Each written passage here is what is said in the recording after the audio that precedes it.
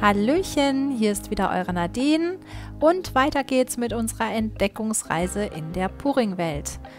Heute machen wir ein Bild mit der sogenannten Föhntechnik, Dutchpur. Ich verwende diesmal eine andere Farbmischung und zwar habe ich anstatt dem Artist Junior Vinylkleber Weiß von Gerstecker gewechselt auf das Floetrol. Die Farben sind jetzt alle von Amsterdam. Und nochmal als Hinweis für alle, ich bekomme die Farben nicht gestellt, nicht bezahlt, ich kaufe alles selber und ich bekomme auch kein Geld dafür, dass ich diese erwähne. Hier habe ich jetzt mal versucht, den Aufsatz des Föhns wegzunehmen, weil der immer so zweigleisig bläst. Ich zeige euch das jetzt hier. Wenn ich das waagerecht halte, seht ihr, ich kriege immer zwei Farbspuren. Das lässt sich dann relativ schlecht kontrollieren, weshalb ich jetzt auch gleich dann drehe und das hochkant benutze. So ist es dann einfacher zu lenken. Beim Schneiden des Videos ist mir jetzt auch aufgefallen, dass die Untergrundfarbe in diesem Fall wohl zu dick war. Deswegen stockt das so und überschlägt sich auch und die Farbe unten auf der Leinwand, die Hintergrundfarbe, hätte dünner sein müssen. So lernt man immer was dazu.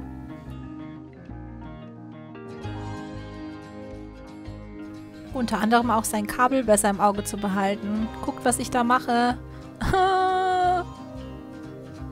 Oh je. Aber man kann es retten.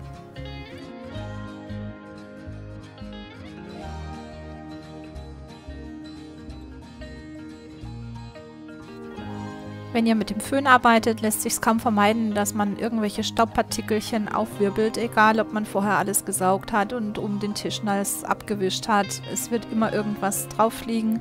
Deswegen nehmt einfach ein kleines Spießchen, einen Zahnstocher, Schaschlikspieß, was auch immer und pickt euch diese Staubfuseln da ein bisschen raus.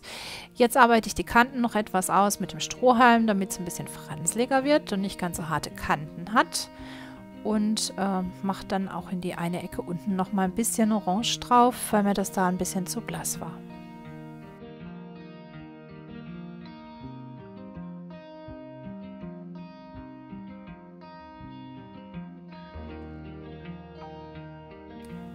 Ich gehe jetzt noch einmal mit dem kleinen Brenner drüber, um die Zellen noch mal ein bisschen zu aktivieren. Silikon ist keins drin, das Floetrol reagiert aber auch auf Wärme.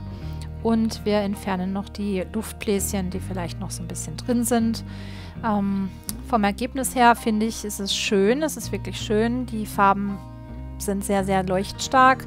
Und diese Zellstrukturen, die dann da entstehen, das hat man also wirklich, man sieht es da jetzt recht gut. Auch wenn ich wieder ein bisschen zu schnell war für die Kamera. Aber man erkennt, das Floetrol macht doch eine andere Struktur, andere Netzbildungen. Das sieht wirklich sehr, sehr schön aus. Wenn euch dieses Video gefallen hat, lasst mir gerne ein Like da. Ich freue mich aufs nächste Mal mit euch und wünsche euch eine gute Zeit. Eure Nadine.